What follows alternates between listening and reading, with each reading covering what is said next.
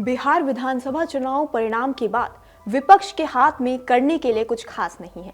5 साल के लिए लगभग विश्राम। तो बिसात सत्तारूढ़ राष्ट्रीय जनतांत्रिक गठबंधन के अंदर ही बिछ रही है।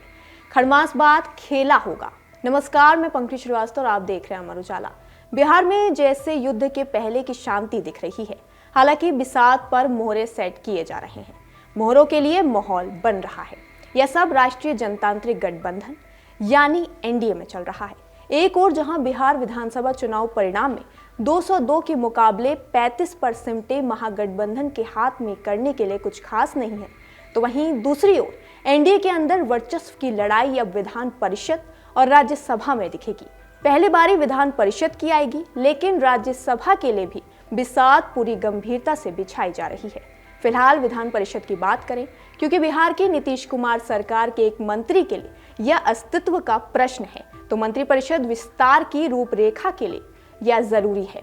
बिहार में पिछली सरकार के उप मुख्यमंत्री सम्राट चौधरी और मंत्री मंगल पांडे विधान परिषद के सदस्य थे। सम्राट चौधरी तारापुर विधानसभा और मंगल पांडे सिवान क्षेत्र से भारतीय जनता पार्टी के विधायक चुनकर सदन में आए। इन 2 सीटों के अलावा विधान परिषद सदस्य रहे भगवान सिंह कुशवाहा जगदीशपुर और विधान पार्षद राधाचरण शाह उर्फ राधाचरण सेठ संदेश विधानसभा क्षेत्र से जनता दल यूनाइटेड के विधायक बने हैं। खाली तो 4 सीटें हुई हैं, लेकिन उपचुनाव 2 सीटों पर ही होगा। बाकी 2 सीटों पर सीधे चुनाव होगा, जब जून में खाली हो रही विधान परिषद की 6 सीटों पर चुनाव होगा। सम्राट चौधरी विधानसभा कोटे के विधायक बने थे और उनकी सीट का कार्यकाल 28 जून तक ही शेष है। इतने कम समय के लिए उपचुनाव का औचित्य नहीं बनता। इस तरह भगवान सिंह कुशवाहा की विधान परिषद सदस्यता तो 15 नवंबर तक ही थी।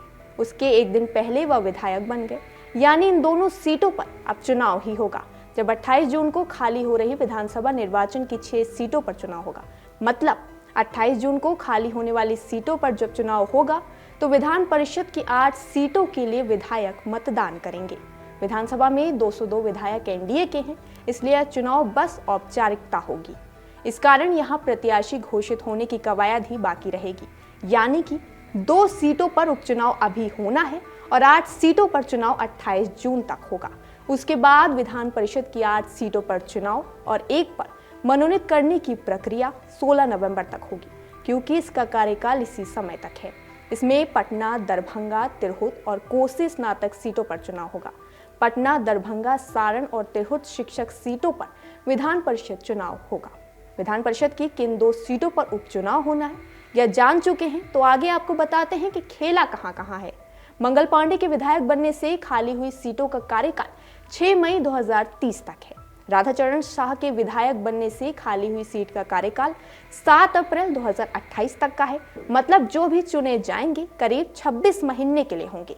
इसी तरह की स्थिति में पिछली बार सैयद शाहनवाज हुसैन भी फंसे थे और मुकेश सहनी भी। अगला मौका नहीं मिला और गाड़ी रास्ते में ही रुक गई। कम कार्यकाल वाली सीट फिलहाल जेडीयू के कोटे की है, इसलिए अगर वह उसी के पास रह गई तो पार्टी के राष्ट्रीय अध्यक्ष नीतीश कुमार की इच्छा पर सब कुछ संतोषजनक हो जाएगा।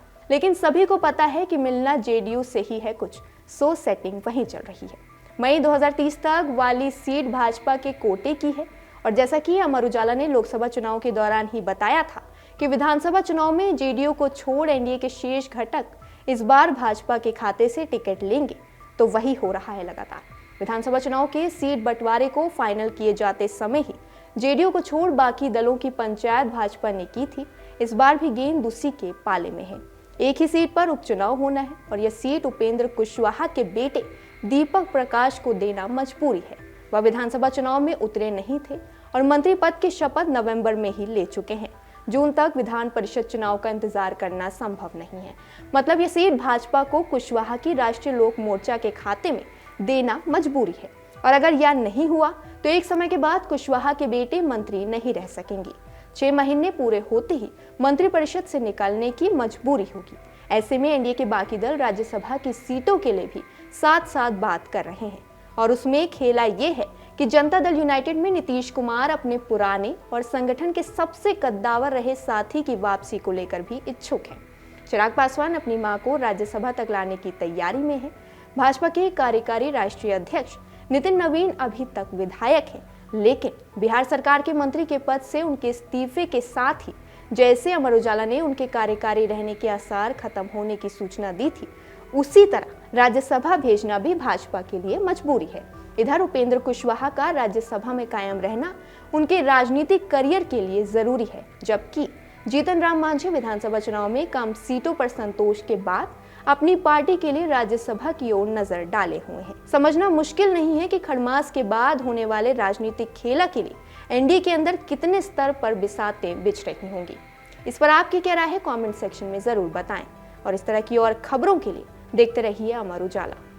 आपके राज्य की खबरें, आपके शहर की खबरें सबसे पहले जानने के लिए देखते रहें अमर उजाला। चैनल को सब्सक्राइब जरूर कर लें और पाएं हर अपडेट।